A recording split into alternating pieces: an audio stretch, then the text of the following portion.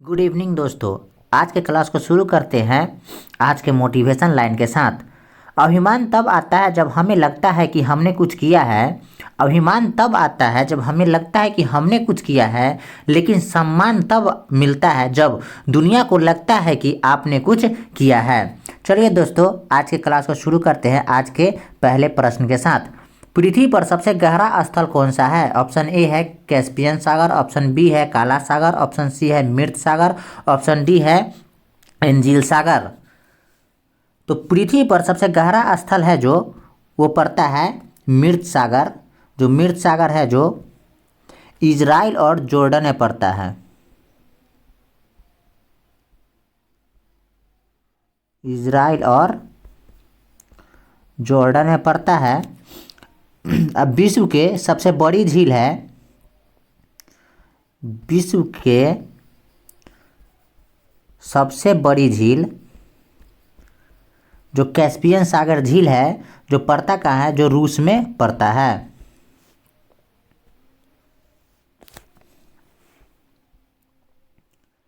देश के stock exchange को कौन सा नियमित करता है? ऑप्शन ए है बीएसई, ऑप्शन बी है आरबीआई, ऑप्शन सी है आईएसी, ऑप्शन डी है सेबी। तो देश के स्टॉक एक्सचेंज को है जो नियमित करता है वो सेबी नियमित करता है। सेबी का फुल फॉर्म होता है जो भारतीय प्रतिभूति एवं विनिमय बोर्ड कहलाती है। इसका स्थापना हुआ था जो 12 अप्रैल 1988 में होता है, और सेबी का हेडक्वार्टर है जो मुंबई में है। सेबी का हेडक्वार्टर है जो मुंबई में है, और इसकी अध्यक्ष कौन बनी है? तब ये वर्तमान में इसके अध्यक्ष है जो माधवी पुरी बुच। माधवी पुरी बुच है जो प्रथम इसके महिला अध्यक्ष बनी हैं।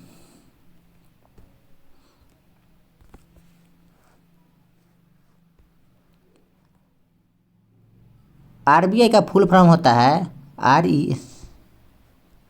रिजर्व बैंक ऑफ इंडिया, और इसे बैंकों का बैंक भी कहा जाता है। आरबीआई को बैंकों का बैंक भी कहा जाता है। और इसकी स्थापना जो होती है जो 1934 के अधिनियम के द्वारा होती है।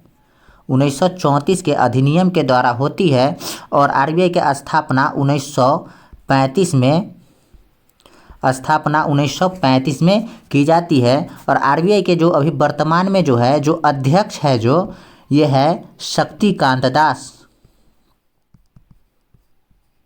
वर्तमान में आरबीआई के अध्यक्ष कौन है? तो शक्तिकांत दास है। बीएसई क्या होता है? Bombay stock exchange. Bombay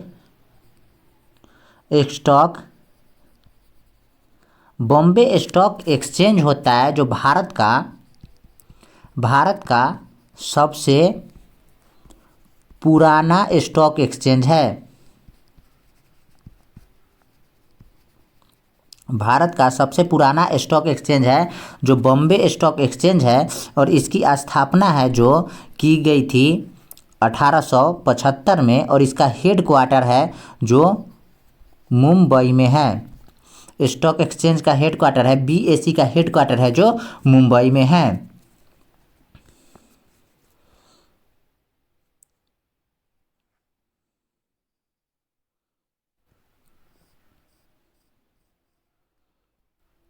next question देखते हैं। बीबी का मकबरा कहाँ स्थित है? ऑप्शन ए है आगरा, ऑप्शन बी है अजमेर, ऑप्शन सी है औरंगाबाद, ऑप्शन डी है न्यू दिल्ली। तब बीबी का मकबरा है जो औरंगाबाद में स्थित है। और ये इसका औरंगाबाद में बीबी का मकबरा स्थित है। जो ये कौन बनवाया था? तो ये बनवाया था आजम शाह बनवाया था। जो क्या था? तो औरंगजेब का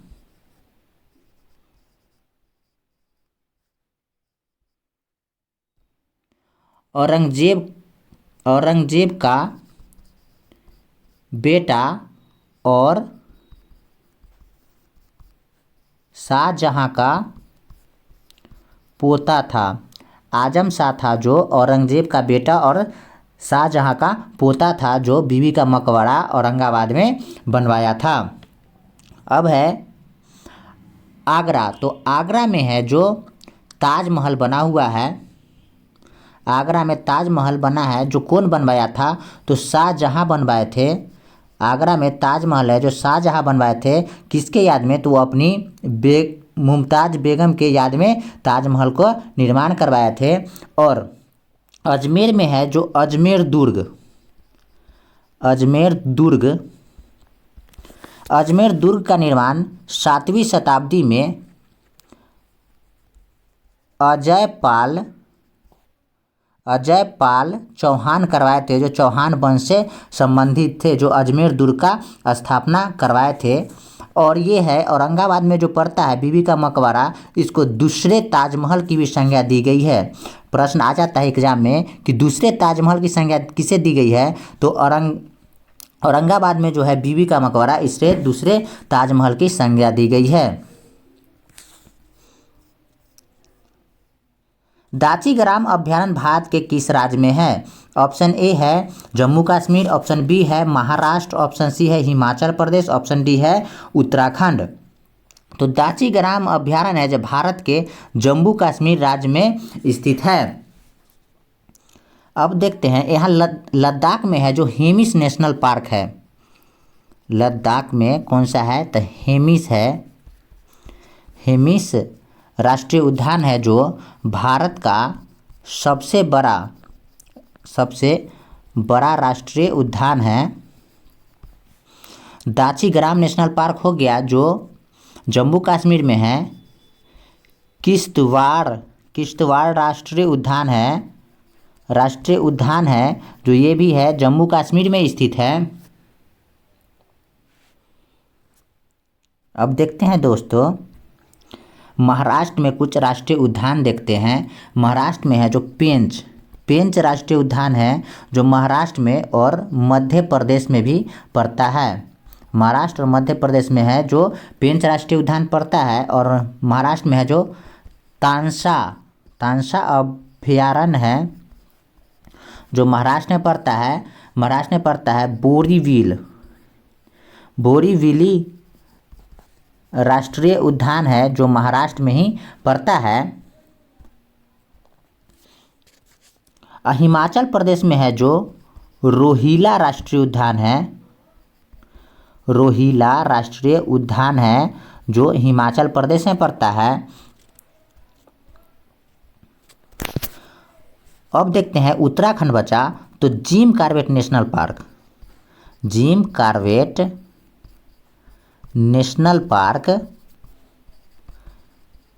नेशनल पार्क का पुराना नाम था हेली नेशनल पार्क था। और इसकी स्थापना जो हुई थी, हेली नेशनल पार्क की स्थापना 1935 में हुई थी। और ये किस राज्य में है? तो उत्तराखंड राज्य में स्थित है। जिम कॉर्बेट नेशनल पार्क है जो उत्तराखंड राज्य में स्थित है। अभी वर्तमान में इसका नाम बदलकर क्या कर दिया गया है जिम कॉर्बेट नेशनल पार्क का? तो रामगंगा नेशनल पार्क कर दिया गया है। रामगंगा नेशनल पार्क अभी कर दिया गया है वर्तमान में जिम कॉर्बेट नेशनल पार्क का नाम बदलकर। तो दाची ग्राम अभ्यारण्य भारत के किस राज्य में स्थित है? तो जम्मू कश्मीर राज्य में स्थित है। वियना ऑस्ट्रिया किस नदी के किनारे है? ऑस्ट्रिया की राजधानी है जो वियना, किस नदी के किनारे है? ऑप्शन ए है डेन्यूब नदी के किनारे, ऑप्शन बी है टाइबर नदी के किनारे, ऑप्शन सी है टेम्स नदी के किनारे, ऑप्शन डी है हडसन नदी के किनारे। तो ऑस्ट्रिया की राजधानी जो वियना पड़ता है, जो वो है डेन्यूब नदी के तट पर। अब है इटली की राजधानी। इटली की राजधानी जो रोम है, जो है टाइबर नदी के किनारे। और लंदन जो इंग्लैंड की राजधानी है, इंग्लैंड की राजधानी है, इंग्लैंड की राजधानी है लंदन जो टेम्स नदी के किनारे स्थित है। नेक्स्ट क्वेश्चन देखते हैं, ताजिकिस्तान की राजधानी कहाँ है? ऑप्शन ए है अशखाबाद, ऑप्शन बी है ताशकंद, ऑप्शन सी है दुशानबे, ऑप्शन डी है आस्ताना। तो ताजिकिस्तान की राजधानी है जो दुशानबे पड़ता है। अब देखते हैं ताशकंद किसकी राजधानी है? तो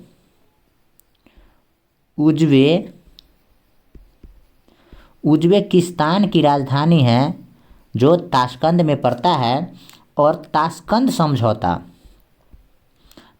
समझौता कब होती है? तो 10 जनवरी 1966 को ताशकंद समझौता होती है। लाल बहादुर शास्त्री थे इनका एकमात्र ऐसे थे जो इनको विदेश में मृत्यु हुआ था, लाल बहादुर शास्त्री। तो लाल बहादुर शास्त्री की मृत्यु कहाँ हुई थी? तो ये ताशकंद में हुई थी। कब हुई थी? तो 11 जनवरी 1966 को ताशकंद में लाल बहादुर शास्त्री की मृत्यु हो गई थी।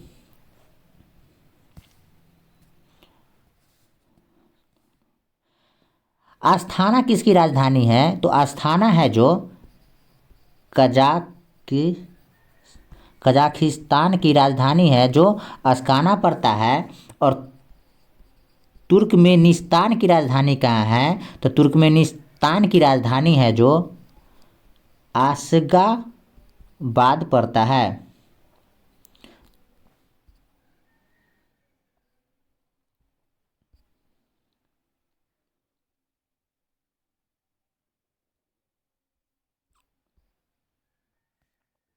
सूर्य के किरणों की तीव्रता मापने वाले उपकरण को क्या कहा गया है? ऑप्शन ए है एंट्रोमीटर, ऑप्शन बी है कैस्कोग्राफ, ऑप्शन सी है एक्टियोमीटर, ऑप्शन डी है बैरोमीटर। तो सूर्य के किरणों की तीव्रता मापी जाती है जो एक्टिवोमीटर के द्वारा मापी जाती है। कैस्कोग्राफ है जो पौधे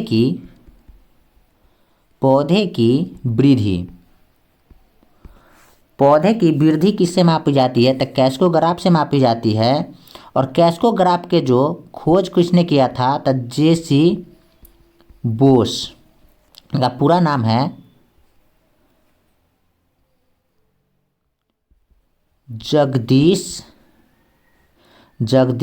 चंद्र बोस किए थे। कैस्कोग्राफ के खोज कौन किए थे? तो जगदीश चंद्र बोस किए थे। कब किए थे? तो 1928 में किए थे। बैरोमीटर से क्या मापी जाती है? तो वायुमंडल का दबाव है जो बैरोमीटर के द्वारा मापा जाता है। और बैरोमीटर की खोज किसने किया था? तो ई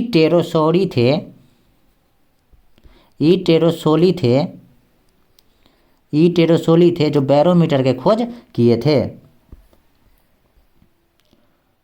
औद्योगिक विज्ञान अनुसंधान केंद्र कहाँ स्थित है? ऑप्शन ए है देहरादून उत्तराखंड, ऑप्शन बी है लखनऊ उत्तर प्रदेश, ऑप्शन सी है नागपुर महाराष्ट्र, ऑप्शन डी है कर्नाटक। तो औद्योगिक विज्ञान केंद्र है जो लखनऊ उत्तर प्रदेश में स्थित है। अब देखते हैं केंद्रीय औषधि अनुसंधान, केंद्रीय औषधि अनुसंधान है जो ये भी लखनऊ उत्तर प्रदेश में पड़ता है। फिर है केंद्रीय वन अनुसंधान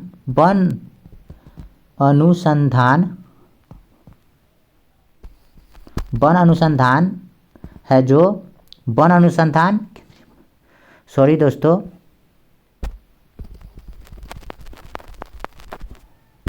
केंद्रीय वनस्पति अनुसंधान है जो केंद्रीय वनस्पति अनुसंधान संस्थान है जो कहाँ पड़ता है? तो लखनऊ में ही पड़ता है।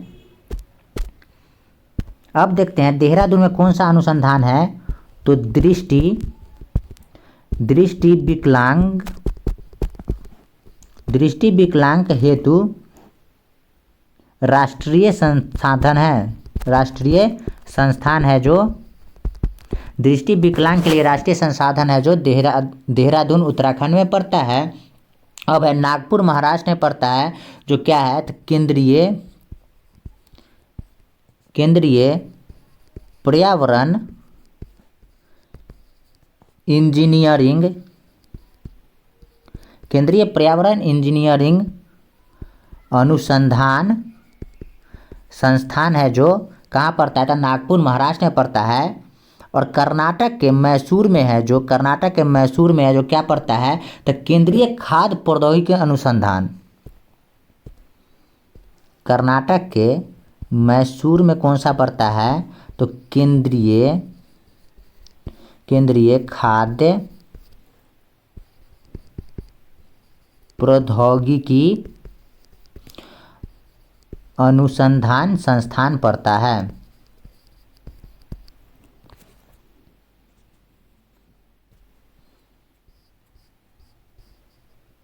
कास्टिक सोडा का रासायनिक सूत्र क्या होता है? ऑप्शन 1 में है NaOH, ऑप्शन 2 में है NaCl, ऑप्शन 3 में है NaHCO3, ऑप्शन 4 में है Na2CO3। तो कास्टिक सोडा का रासायनिक सूत्र होता है जो NaOH होता है।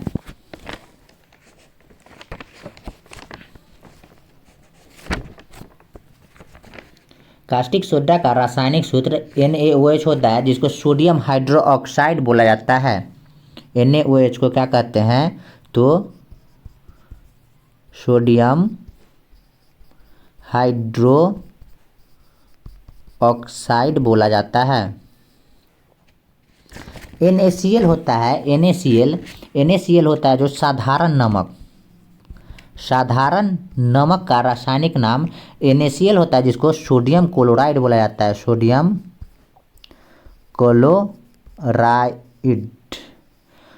क्लोराइड बोला जाता है। और नमक होता है जो लेमिनेरिया नामक शैवाल से पाया जाता है। नमक होता है जो लेमिनेरिया नामक शैवाल से पाया जाता है।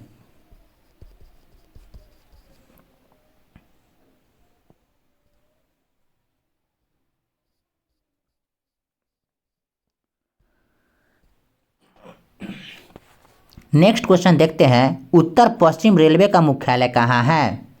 ऑप्शन 1 में है हाजीपुर, ऑप्शन 2 में है नई दिल्ली, ऑप्शन 3 में है मुंबई चर्च गेट, ऑप्शन 4 में है जो जयपुर है।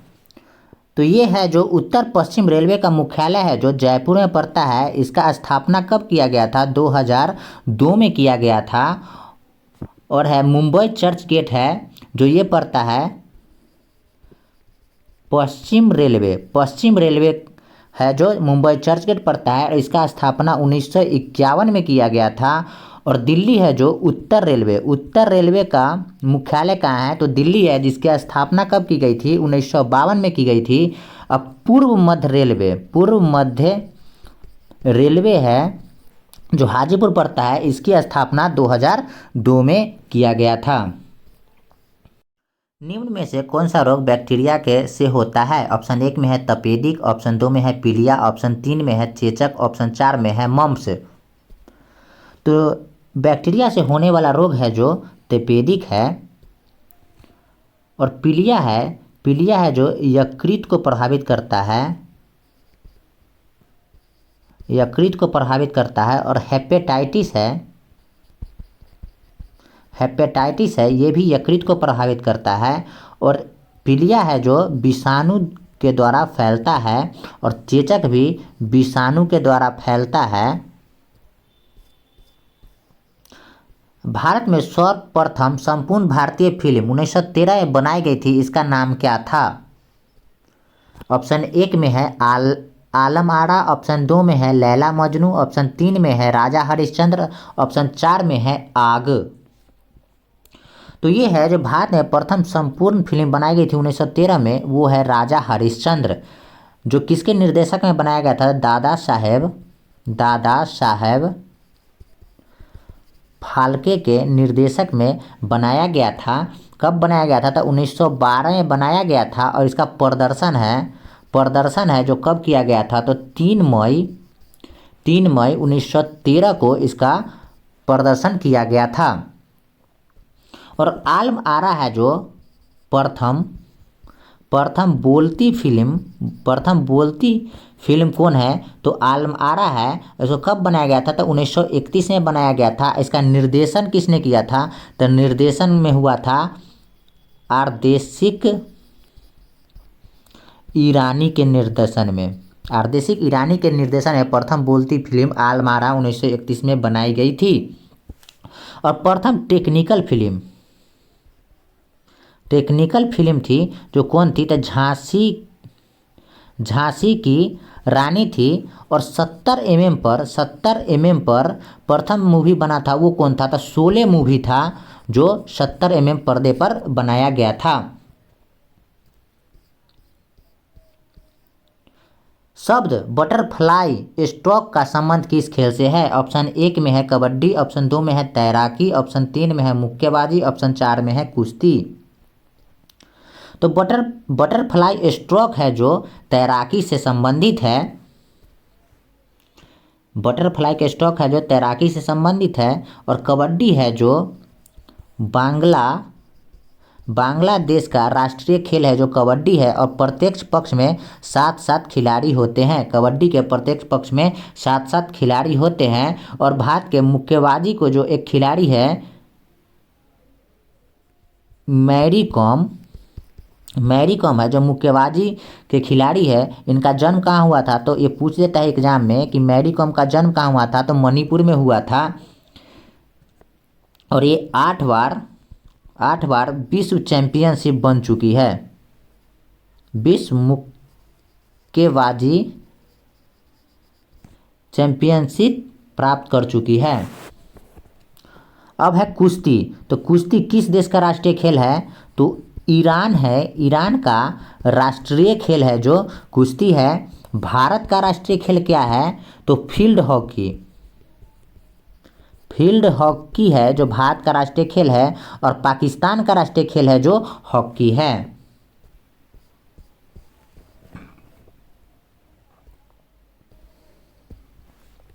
रिएक्टर स्केल निम्न की तीव्रता मापती है। ऑप्शन ए है भूकंप की, ऑप्शन बी है वायु तीव्रता, ऑप्शन 3 में है समुद्री गहराई, ऑप्शन 4 में है शरीर ऊष्मा।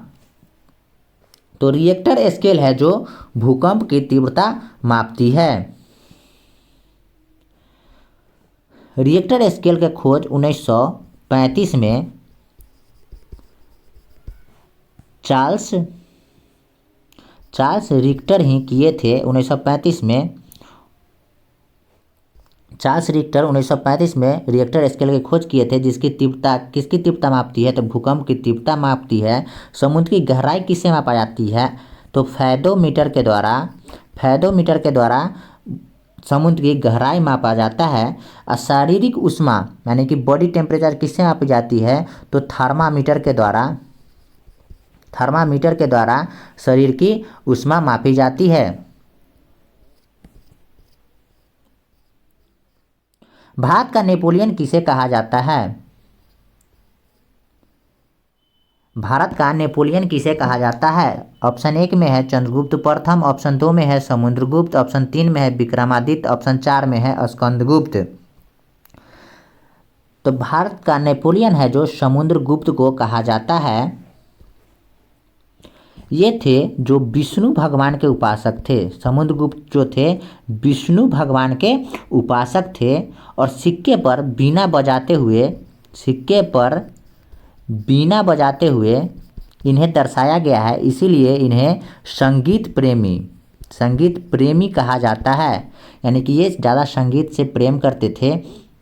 और ये इनका उपाधि जो धारण किए थे परम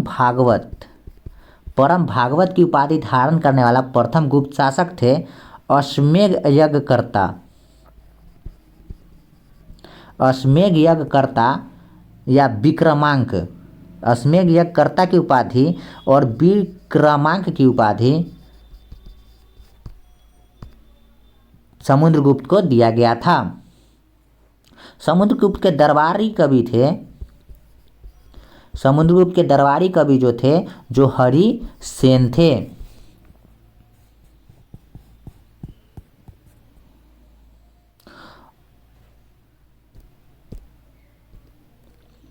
अब है चंद्रगुप्त प्रथम को देखते हैं, ये क्या है?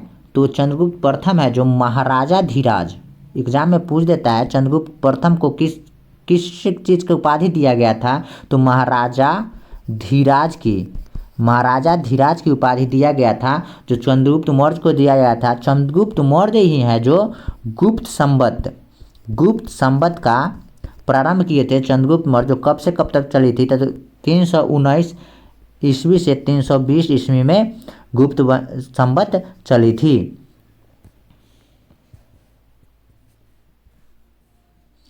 अब देख लेते हैं गुप्त वंश के स्थापना किसने किया था? तो गुप्त वंश का संस्थापक जो थे श्रीगुप्त थे, जो कब करते हैं? तो 240 ईस्वी में करते हैं श्रीगुप्त गुप्त वंश की स्थापना। सिख खालसा स्थापित किया गया था निम्न में किसके द्वारा? यानी कि खालसा पंथ की स्थापना किसके द्वारा की गई थी? ऑप्शन 1 में है गुरु हरगोविंद सिंह, ऑप्शन 2 में है गुरु गोविंद सिंह, ऑप्शन 3 में है गुरु नानक, ऑप्शन 4 में है गुरु तेग बहादुर।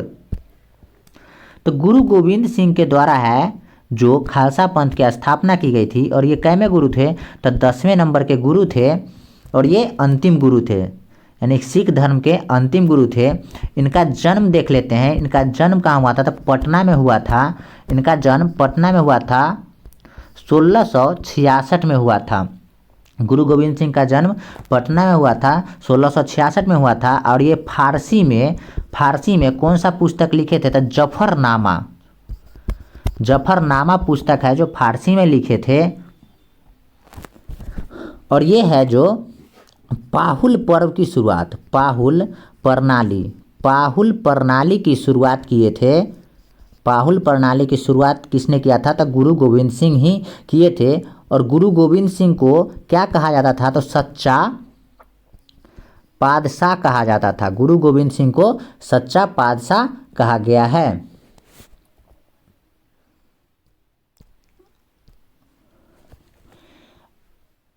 गुरु हरगोविंद सिंह है जो कैमे गुरु होते हैं? तो 6ठे गुरु होते हैं गुरु हरगोविंद सिंह। और ये क्या करवाते हैं? तो अकाल तख्त का निर्माण है जो गुरु गोविंद सिंह करवाते हैं। गुरु नानक है जो क्या थे? तो गुरु नानक थे सिख धर्म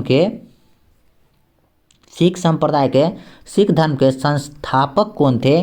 तो गुरु नानक को माना गया है सिख धर्म के संस्थापक। और 9वें गुरु थे जो वे कौन थे? 9वें गुरु थे जो तेग बहादुर थे।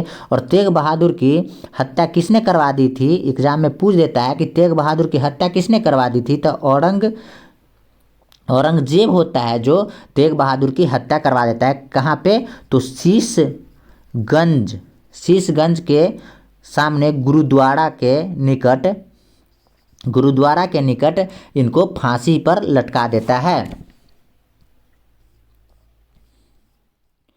संतोष ट्रॉफी का संबंध निम्न में से किससे है? ऑप्शन ए है क्रिकेट से, ऑप्शन 2 में है गोल्फ से, ऑप्शन 3 में है फुटबॉल से, ऑप्शन 4 में है बास्केटबॉल से। तो संतोष ट्रॉफी है जो फुटबॉल खेल से संबंधित है। फुटबॉल खेल का जन्मदाता देश किसे माना गया है? तो इंग्लैंड है। इंग्लैंड देश को फुटबॉल का जन्मदाता देश माना गया है, यानी कि आधुनिक फुटबॉल का जनक देश कौन है? तो इंग्लैंड है। फुटबॉल में प्रत्येक पक्ष में कितने खिलाड़ी होती हैं? तो 11 खिलाड़ी होते हैं जो प्रत्येक पक्ष में होते हैं। अब है क्रिकेट में कितने खिलाड़ी होते हैं? तो क्रिकेट में एक पक्ष में 11 खिलाड़ी होते हैं। क्रिकेट का जन्मदाता देश किसे कहा गया है? तो इंग्लैंड को क्रिकेट का जन्मदाता देश कहा गया है। बास्केटबॉल है जो किस देश का राष्ट्रीय खेल है? तो राष्ट्रीय खेल है बास्केटबॉल जो अमेरिका का राष्ट्रीय खेल है बास्केटबॉल। जिसमें बास्केटबॉल में प्रत्येक पक्ष में कितने खिलाड़ी होती हैं? तो 5 खिलाड़ी होती है। और है वॉलीबॉल में प्रत्येक पक्ष में कितने खिलाड़ी होते हैं? 6 खिलाड़ी होते हैं।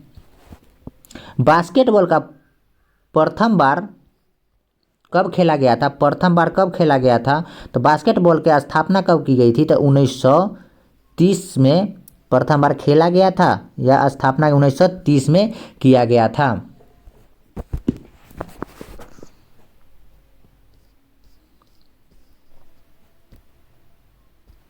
यूनेस्को का मुख्यालय कहाँ है? ऑप्शन 1 में है पेरिस में, ऑप्शन 2 में है न्यूयॉर्क में, ऑप्शन 3 में है लिस्बन में, ऑप्शन 4 में है जिनेवा में। तो यूनेस्को का मुख्यालय है जो कहाँ पड़ता है? तो पेरिस में पड़ता है यूनेस्को का मुख्यालय। और पेरिस कहाँ पड़ता है? तो फ्रांस, फ्रांस में है जो पेरिस पड़ता है। जो किस नदी के तट पर है? एग्जाम में पूछ देता है। तो फ्रांस पेरिस में है जो सीन नदी के तट पर है। और यूनेस्को के स्थापना कब होता है? स्थापना कब होता है? तो 4 नवंबर 1946 में। यूनेस्को की स्थापना कब की जाती है? 4 नवंबर 1946 में की जाती है। वास्को डी गामा सीधे समुद्र मार्ग से यूरोप से भारत को प्रथम बार खोजते हुए कालीकट के समुद्र तट पर कब पहुंचा था? ऑप्शन 1 में है 1400 ईस्वी में, ऑप्शन 2 में है 1500 ईस्वी में, ऑप्शन 3 में है 1497 ईस्वी में, ऑप्शन 4 में है 1498 ईस्वी में। तो वास्को डी गामा है जो समुद्र मार्ग के यूरोप से भारत के प्रथम बार खोजते हुए कालीकट पहुंचे थे 1498 में। और कालीकट कहाँ पड़ता है? तो ये कालीकट है जो केरल के तट पर पड़ता है। केरल में पड़ता है कालीकट। और उस समय वहाँ के एक राजा थे जमोरिन है जो वही स्वागत करते हैं वास्को डी गामा को। और पूछता है कि वास्को डी गामा दूसरी बार भारत कब आए थे? तो 1502 में है जो सेकेंड टाइम, यानी दूसरी बार भारत आते हैं वास्को डी गामा। भारतीय नौसेना में शामिल प्रथम नाविकीय पनडुब्बी का नाम क्या था? ऑप्शन 1 में है गंगोत्री, ऑप्शन 2 में है नाग, ऑप्शन 3 में है चक्र, ऑप्शन 4 में है अग्नि। तो ये चक्र, INS चक्र था जो भारतीय नौसेना में प्रथम नाविकीय पनडुब्बी के रूप में शामिल किया गया था। अब देखते हैं दोस्तों और कुछ इससे रिलेटेड कुछ प्रश्न देखते हैं। भारत का प्रथम परमाणु रिएक्टर का नाम क्या था? भारत का प्रथम परमाणु रिएक्टर का नाम क्या था? तो अप्सरा था जो भारत का प्रथम परमाणु रिएक्टर था। भारत के प्रथम परमाणु पनडुब्बी कौन था? तो दोस्त ये बता ही दिए हैं कि भारत के प्रथम परमाणु पनडुब्बी नाविकीय जो रिएक्टर थे INS चक्र था।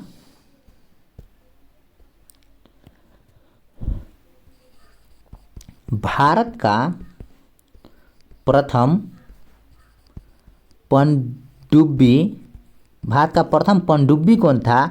तो INS कावेरी था जो भारत के प्रथम पनडुब्बी था। अब है भारत का प्रथम विमान वाहक पोत। भारत का प्रथम विमान वाहक पोत कौन था? तो इसका नाम था INS विक्रांत था जो प्रथम विमान वाहक पोत था। पिंपरी निम्नलिखित में से किसके लिए प्रसिद्ध है? ऑप्शन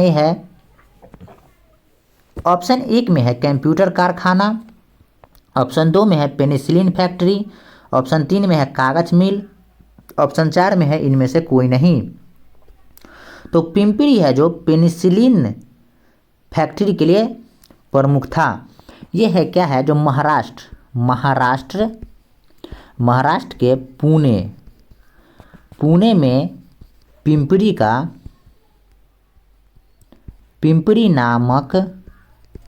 महाराष्ट्र के पुणे में पिंपरी नामक स्थान पर यह कारखाना है जिससे पेनिसिलिन फैक्ट्री स्थापित है। कंप्यूटर का खोज किसने किया था? तो चार्ल्स बेबेज है जो कंप्यूटर का खोज किए थे। और कंप्यूटर के मस्तिष्क किसे कहते थे? CPU को कंप्यूटर का मस्तिष्क कहा जाता है। प्रश्न पूछ देता है CPU का फुल फॉर्म क्या होता है? तो कंट्रोल प्रोसेसिंग यूनिट होता है। RAM का फुल फॉर्म क्या होता है? तो रैंडम एक्सेस मेमोरी होता है। रोम का फुल फॉर्म पूछ देता है तो रीड ओनली मेमोरी होता है। और कागज का आविष्कार किस देश में किया गया था? तो कागज का आविष्कार चीन देश में किया गया था।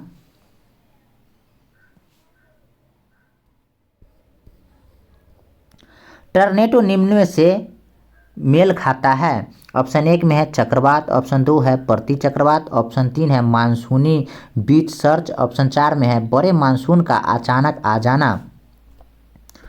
तो टर्नेडो निम्न में से है जो किसके उदाहरण थे? चक्रवात के उदाहरण है। चक्रवात के उत्पन्न होने वाली स्थानीय आंधी टर्नेडो कहलाती है। चक्रवात से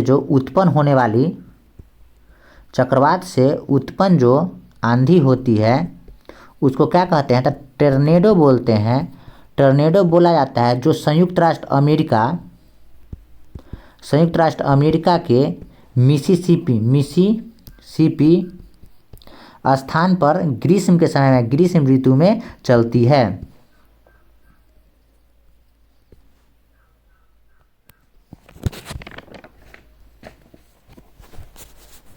सबसे पहले कौन सा हड़प्पा कालीन स्थल खोजा गया था? ऑप्शन ए है हड़प्पा, ऑप्शन बी है मोहनजोदड़ो, ऑप्शन सी है लोथल, ऑप्शन डी है सुतकांगोडोर। तो सबसे पहले है जो हड़प्पा कालीन स्थल है जो हड़प्पा खोजा गया था। जो कब खोजा गया था? तो 1921 में हड़प्पा खोजा गया था। और किसने खोजा था? तो दयाराम साहनी ने खोजा था। और हड़प्पा किस नदी के तट पर है? तो हड़प्पा है जो रावी नदी के तट पर बसा हुआ है। अब मोहनजोदड़ो को देखते हैं। मोहनजोदड़ो किस नदी के तट पर है? तो सिंधु नदी के तट पर है जो मोहनजोदड़ो है अवस्थित। और इस कब खोजा था? तो 1922 में खोजा गया था। और किसने खोजा था? तो राखाल दास बनर्जी खोजे थे। अब है लोथल। जो लोथल है जो किस नदी के तट पर है? तो भोगवा नदी के तट पर स्थित है। और इसके खोजे कौन थे? तो रंगनाथ राव खोजे थे जो अहमदाबाद जिला में, गुजरात के अहमदाबाद जिला में स्थित है। सुतकांगोडोर किस नदी के तट पर है? तो दाशक नदी के तट पर है। और इसके खोज कौन किए थे? तो ओरेन स्टाइन खोज किए थे। कब किए थे? तो 1927 में ओरेन स्टाइन इसका खोज किए थे। भारत की नागरिकता निम्न में से किस प्रकार से प्राप्त की जा सकती है? ऑप्शन ए है जन्म से, ऑप्शन 2 में है वंशानुक्रम से, ऑप्शन 3 में है देशीकरण से, ऑप्शन 4 में है उपयुक्त में से सभी के द्वारा। तो दोस्तों भारत में नागरिकता है जो उपयुक्त में से सभी के द्वारा प्राप्त की जा सकती है। भारत में नागरिकता है जो भाग 2 में नागरिकता का वर्णन किया गया है। अनुच्छेद यानी कि आर्टिकल 5 से 11 में नागरिकता का वर्णन किया गया है। और भारत में नागरिकता है जो कितने प्रकार से लिया जा सकता है? तो 5 प्रकार से लिया जा सकता है। एक तो है जन्म से भारत में नागरिकता प्राप्त हो जाएगी, दूसरा है देशीकरण के द्वारा, तीसरा है वंशानुक्रम के द्वारा, चौथा है पंजीकरण के द्वारा, अब पांचवा है भूभाग के द्वारा। यानी कोई देश का भूभाग हमारे देश में मिलेगा तो उसके द्वारा भी विलय किया जाएगा। माने कि कोई भी देश का भूभाग हमारे देश में, भारत में विलय किया जाएगा तो उसको जो भी व्यक्ति इधर पड़ेंगे उसको स्वतः ही नागरिकता प्राप्त हो जाएगी। और भारत में कैसी नागरिकता का प्रावधान है? तो भारत में है जो एकल नागरिकता का प्रावधान है। और एकल नागरिकता का प्रावधान कहाँ से लिया गया है? तो ये है जो ब्रिटेन से लिया गया है। एकल नागरिकता का प्रावधान कहाँ से लिया गया है? तो ब्रिटेन से लिया गया है। टिहरी डैम किस नदी पर स्थित है? ऑप्शन 1 में है अलकनंदा, ऑप्शन 2 में है भागीरथी, ऑप्शन 3 में है यमुना, ऑप्शन 4 में है मंदाकिनी। तो टिहरी डैम है जो भागीरथी नदी पर स्थित है। भागीरथी और भिलंगाना के संगम पर स्थित है। और ये किस राज्य में है? तो टिहरी डैम है जो उत्तराखंड राज्य में स्थित है। टिहरी डैम और ताजमहल है जो यमुना नदी के किनारे ही है। ताजमहल ताजमहल यमुना नदी के तट पर है।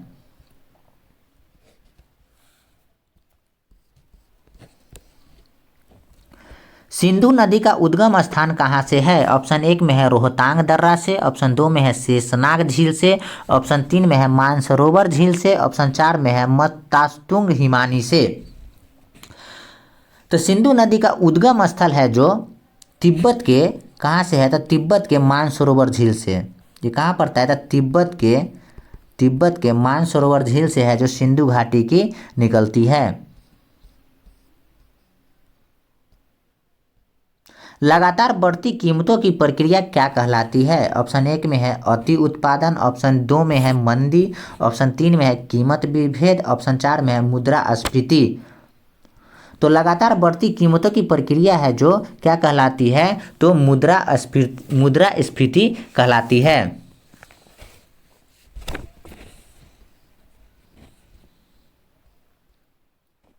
नाभिकीय क्रियाओं में किसका उपयोग ईंधन के रूप में किया जाता है? ऑप्शन 1 में है यूरेनियम, ऑप्शन 2 में है रेडियम, ऑप्शन 3 में है भारी जल, ऑप्शन 4 में है ड्यूटेरियम। तो नाभिकीय क्रियाओं में जो ईंधन के रूप में है जो यूरेनियम का उपयोग किया जाता है, और रेडियम है, रेडियम का खोज किए थे मैडम क्यूरी है जो रेडियम की खोज की थी। और रेडियम किससे प्राप्त होता है? तो पिंच ब्लेड से है जो रेडियम प्राप्त होता है। भारी जल को ड्यूटेरियम ऑक्साइड बोला जाता है। भारी जल को ड्यूटेरियम ऑक्साइड, जिसको D2O से सूचित किया जाता है। भारी जल को ड्यूटेरियम ऑक्साइड यानी D2O से सूचित किया जाता है।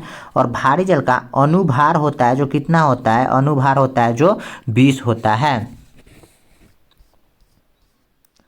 रेशम का कीड़ा अपने जीवन चक्र के किस चरण में वाणिज्यिक तंतु पैदा करती है? ऑप्शन 1 में है अंडा, ऑप्शन 2 में है लार्वा, ऑप्शन 3 में है प्यूपा, ऑप्शन 4 में है इमोगी। तो रेशम के कीड़े अपने जीवन काल में लाइफ सर्किल में है जो क्या करती है? तो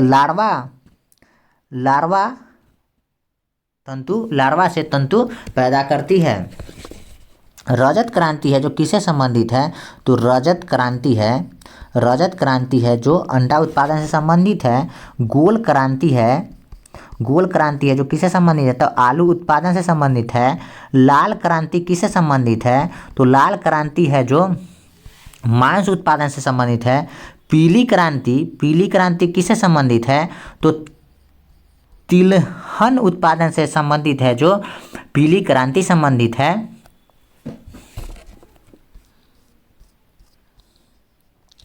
ग्रीनविच किस देश में स्थित है? ऑप्शन 1 में है संयुक्त राष्ट्र अमेरिका में, ऑप्शन 2 में है यूनाइटेड किंगडम में, ऑप्शन 3 में है हॉलैंड में, ऑप्शन 4 में है भारत में। तो ग्रीनविच है जो यूनाइटेड किंगडम में स्थित है, यूके में स्थित है। ग्रीनविच है जो यूके में स्थित है।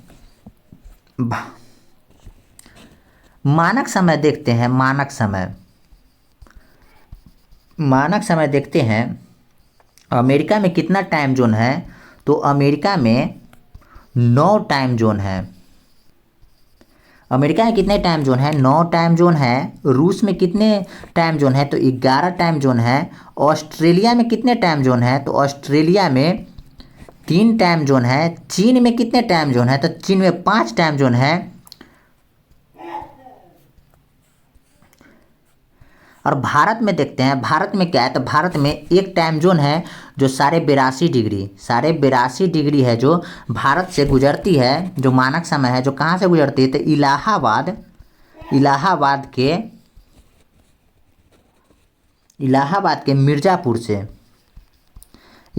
के मिर्ज़ापुर से गुजरती है। फिर पूछेगा 82.5 डिग्री कितने राज्यों से होकर गुजरती है? तो 82.5 डिग्री है भारत के 5 राज्यों से होकर गुजरती है। कौन कौन है? तो यूपी उत्तर प्रदेश से, एमपी यानी मध्य प्रदेश से, फिर है छत्तीसगढ़ से, यूपी एमपी छत्तीसगढ़, और उड़ीसा के तट से और आंध्र प्रदेश से। यानी ये 5 राज्य है जहाँ से भारत के मानक समय है जो गुजरती है।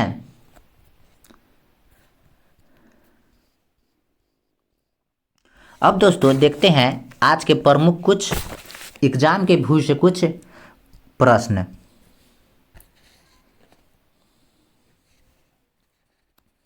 भारत में आर्यों का आगमन कब हुआ था? भारत में आर्यों का आगमन कब हुआ था?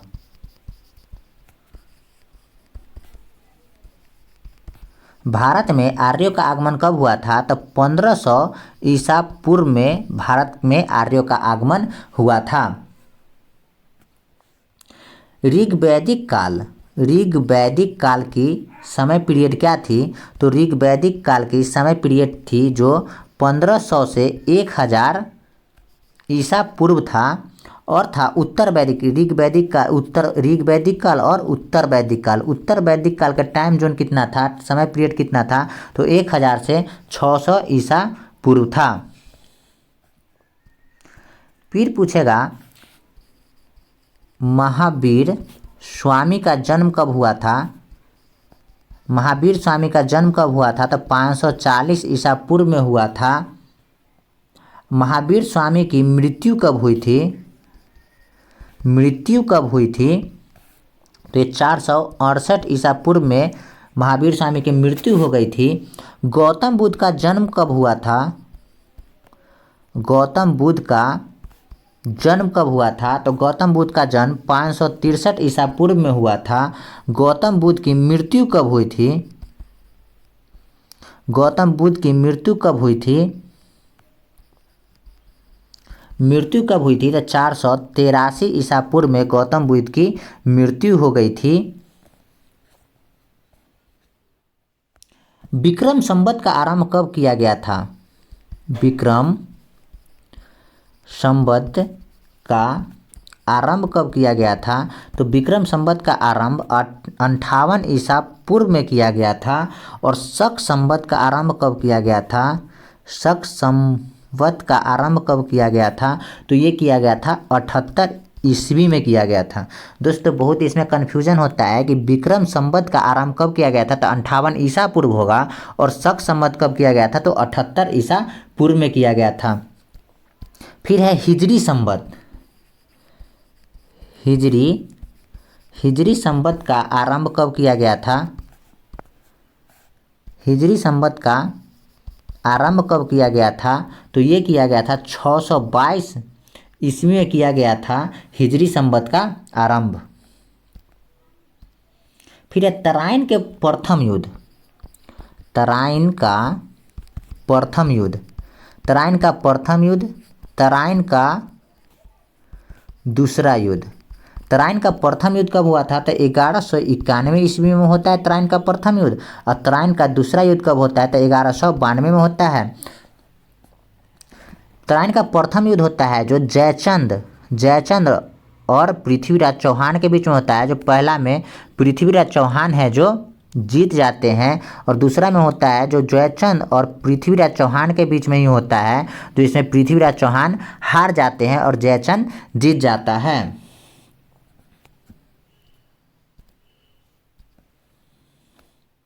गुरु नानक देव का जन्म कब हुआ था? गुरु नानक देव का जन्म कब हुआ था? तो ये हुआ था 1469 में हुआ था गुरु नानक देव का जन्म। और आगरा शहर की स्थापना कब हुआ था? आगरा शहर का स्थापना कब हुआ था? तो सिकंदर लोदी किया था। सिकंदर लोदी आगरा शहर की स्थापना करवाए थे। कब करवाए थे? तो 1504 में है, जो 1504 ईस्वी में है जो सिकंदर लोदी आगरा शहर के स्थापना करवाए थे।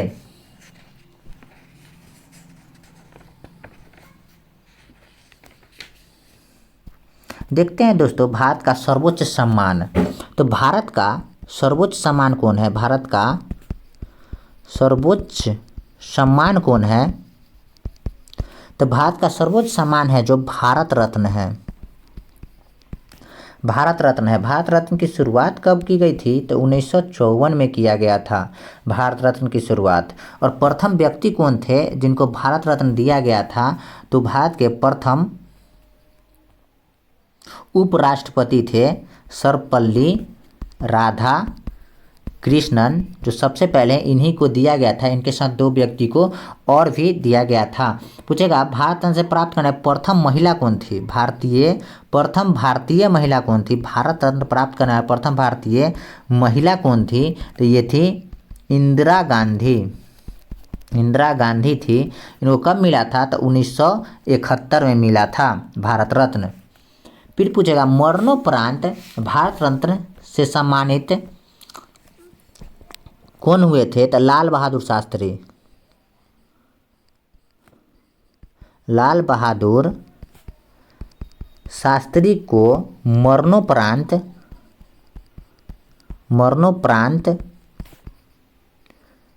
भारत रत्न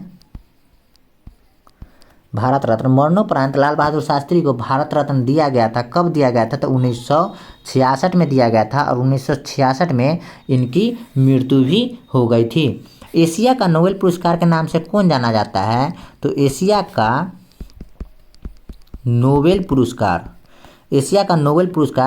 के नाम से कौन जाना जाता है? तो ये है मैग्सेसे पुरस्कार। मैग्सेसे पुरस्कार है जो एशिया का नोबेल पुरस्कार के नाम से जाना जाता है। और ये रेमन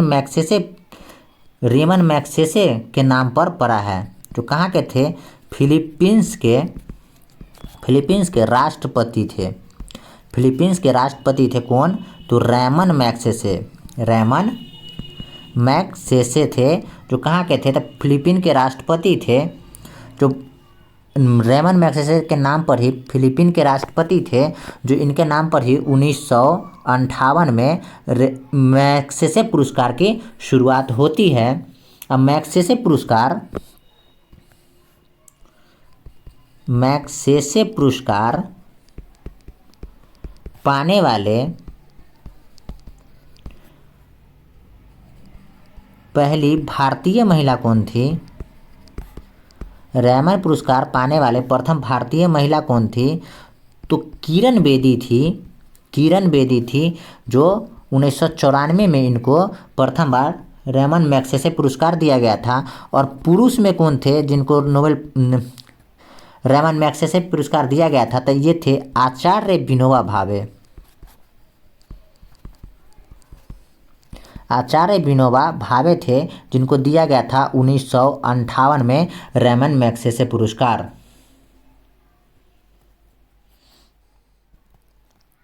धन्यवाद दोस्तों, आज के क्लास को हम यहीं पे रखते हैं। सेशन अच्छा लगा हो तो लाइक, शेयर और सब्सक्राइब करना ना भूलें। थैंक यू दोस्तों। जय हिंद, जय भारत, वंदे मातरम।